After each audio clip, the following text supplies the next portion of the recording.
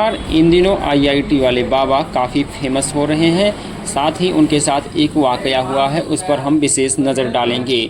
Media को दिए interview में आईआईटी वाले बाबा ने बताया कि उन्होंने पढ़ाई पूरी करने के बाद कैंपस प्लेसमेंट में भाग लिया और करोड़ों रुपए के पैकेज पर उनको नौकरी मिल जाती है। उसी के बाद वे अमेरिका जाते हैं, नौकरी भी करते हैं, लेकिन उनका अध्यात्म की तरफ झुकाव ज़्यादा होने के कारण नौकरी से इस्तीफ़ा देकर आ जाते हैं और संन्यास ग्रहण कर लेते हैं। जी हाँ, महाकुंभ में उनका इस बार काफ़ी नाम चर्चा में आया है। और दूसरा, उन्होंने जब भविष्यवाणियाँ की थी भारत पाकिस्तान मैच को लेकर, तब भी वो काफ़ी लाइमलाइट में आए थे।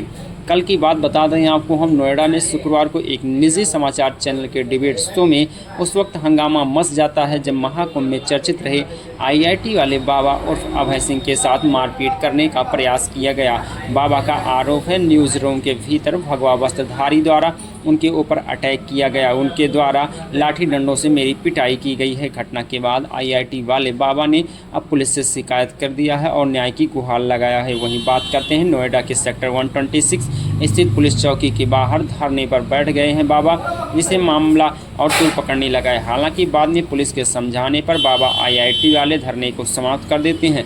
इस घटना के बाद विवाद बढ़ता जा रहा है, लेकिन पुलिस का कहना है बाबा आश्वस्त हो गए हैं और उन्होंने शिकायत नहीं दर्ज करवाई। अपनी एप्लीकेशन को उन्होंने वापस कर लिया, यानी विड्रॉ कर लिया है। इस बीच सोशल मीडिया पर यह भी मामला गरमाया हुआ है कि जहां लोग इस हमले की निंदा कर रहे हैं, वहीं लोग न्याय की मांग कर रहे हैं। क्या अब न्यूज़ मीडिया हाउस वाले एक बुलाए हुए मेहमान को तोड़ाई करवा करके टीआरपी हासिल करना चाहते हैं? एक बहुत बड़ा ये भी सुरक्षा के लिए खिलवाड़ किया जा रहा है। आईआईटी बॉम्बे से एरोस्पेस इंजीनियरिंग में पढ़ाई करने वाले अभय सिंह का प्रयागराज कुंभ में काफ़ी चर्चा रहा था। वहाँ उन्होंने इंजीनियर बाबा के नाम से भी जाना जाता था। उनका कहना है कि अध्यात्म का मार्ग चुनकर अपने जीवन को शांति की मोड़ पर ले जाना चाहता हूँ। सोशल मीडिया पर लोकप्रियता उनकी तेज़ी से बढ़ी है। उन्होंने कई धार्मिक आयोजनों में भाग लिया है। उनके प्रशंसक भी काफ़ी मात्रा में। उनका मूल निवास मैं बता दूं हरियाणा के रहने वाले हैं। उन्होंने अपने इंस्टाग्राम हैंडल पर खुद ही बताया था कि आईआईटी बॉम्बे का पूर्व छात्र हूं।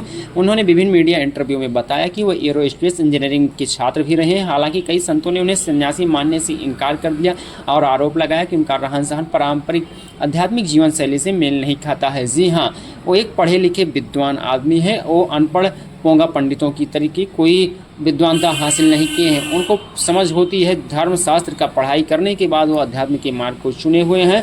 वहीं जो पाखंडी पोंगा पंडित हैं, उनसे वो काफ़ी जलन रख रहे हैं, क्योंकि एक पढ़े लिखे बाबा उनकी पोल खोल रहे हैं। इसीलिए अब जो भी पोंगा पंडित हैं आईआईटी वाले बाबा के पीछे लग गए हैं। तो मीडिया को दिए इंटरव्यू में बाबा ने बताया था कि उन्होंने पढ़ाई पूरा करने के बाद कैंपस प्लेसमेंट में भाग लिया, जहां उन्हें लाखों रुपए की पैकेज पर नौकरी मिली। लेकिन कुछ समय के बाद उनका मन नौकरी में न लगकर संन्यास में लगा और संन्यास रास्ता अपना लिया है। इसके बाद वे आध्यात्मिक प्रवचन देने लगे, खुद को भविष्यवक्ता भी बताते हैं। हालांकि महाकुंभ में उनकी कई भविष्यवाणियाँ गलत साबित हुई, जिसके बाद वो विवादों से घिर गए। हालांकि इससे उनका कोई लेना देना नहीं है। महाकुंभ के दौरान कई संतों ने आईआईटी बाबा पर गंभीर आरोप लगाया था कि वे न तो किसी परंपरागत संन्यास का पालन करते हैं और ना ही कोई उनके पास आध्यात्मिक अधिकार है। इसके बावजूद सोशल मीडिया धार्मिक आयोजन में उनकी लोकप्रियता बढ़ती जा रही है। अब नोएडा में हुई इस घटना के बाद वो एक बार फिर से सुर्खियों में आ गए हैं। क्या एक पढ़ा लिखा व्यक्ति सन्यासी नहीं हो सकता है? क्या पोंगा पंडितों की बनाए हुए नियम कायदे ही धार्मिक अनुष्ठान कराने के पात्र हैं?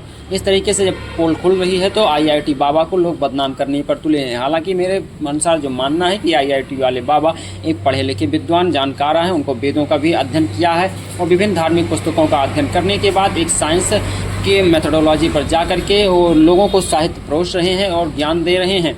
आप लोगों के नज़र में आईआईटी वाले बाबा का क्या नज़रिया है? आप लोग क्या सोचते हैं उनके बारे में? कमेंट करके ज़रूर बताइएगा। क्या उनके साथ ये हुई आरोप मारपीट की घटना अच्छी थी या बुरी थी? इस बारे में आप लोग अपने कमेंट बॉक्स में राय जरूर लिखें। मिलते हैं अगले वीडियो में, तब तक के लिए नमस्कार।